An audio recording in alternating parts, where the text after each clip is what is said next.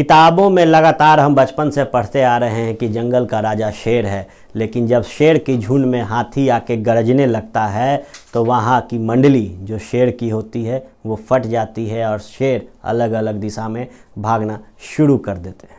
नमस्कार, स्वागत है आपका न्यूज़ बिहार के यूट्यूब चैनल भारत लाइव में। आज ये कहानी मैंने सिर्फ इसलिए कही क्योंकि बिहार की राजनीति की हालत कुछ ऐसी ही है जहाँ लोग वर्चस्व की लड़ाई में हाथी और शेर का उदाहरण पेश कर रहे हैं। अनंत सिंह लगातार सुर्खियों में बने हुए हैं। राजद सुप्रीमो लालू प्रसाद यादव के बेटे तेज प्रताप अपने पिता के अंदाज में मीडिया के डार्लिंग बने हुए हैं।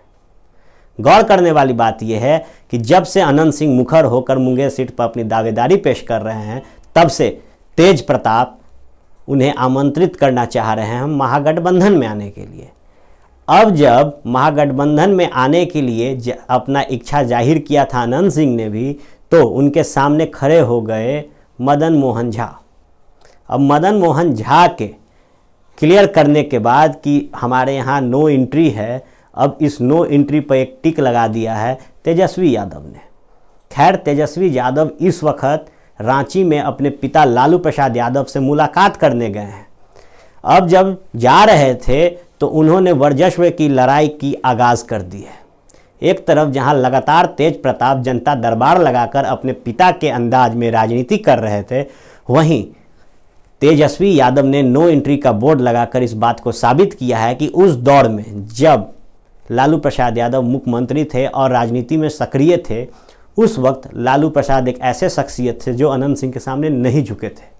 अब जब महागठबंधन से चुनाव लड़ने का इच्छा अनंत सिंह ने व्यक्त किया, उसके तुरंत बाद ही तेजस्वी का ये नो एंट्री का बोर्ड लगाना इस बात को साबित कर रहा है कि वो एकदम पैरेलल चल रहे हैं तेज प्रताप के। गौरतलब है कि तेज प्रताप ने बीते कुछ दिन पहले कहा था कि स्टैम्प पेपर पर लिखवा के ले लो, मुझे मुख्यमंत्री नहीं बनना, लेकिन मुझे आरजेडी की कमान चाहिए, यानी कि अध्यक्ष बनना चाहते थे।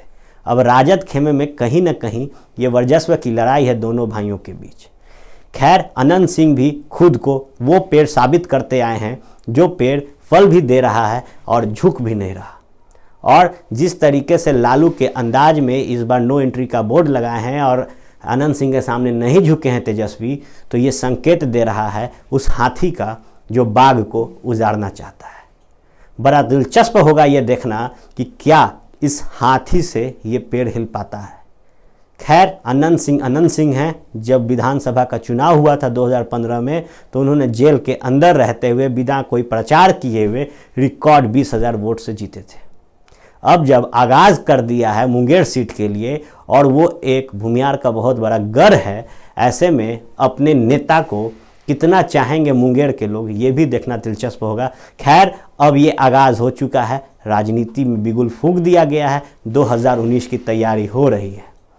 जाते जाते एक ज़रूरी जानकारी देते चले कि राजनीति में जिस तरीके से धोखा दिया जाता है, ये धोखा आम जीवन में हर इंसान को मिलता है।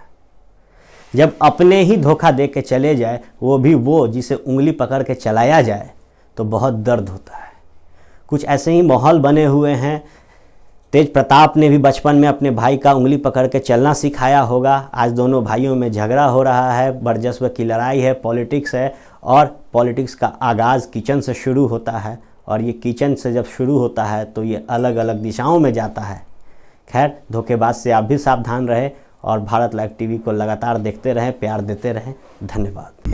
हमारे फेसबुक पेज को लाइक करें, ट्विटर पर फॉलो करें न्यूज़ बिहार लाइव, और साथ ही साथ हमारे यूट्यूब चैनल को सब्सक्राइब करें। सब्सक्राइब करने के बाद बेल आइकन दबाना ना भूलें। धन्यवाद।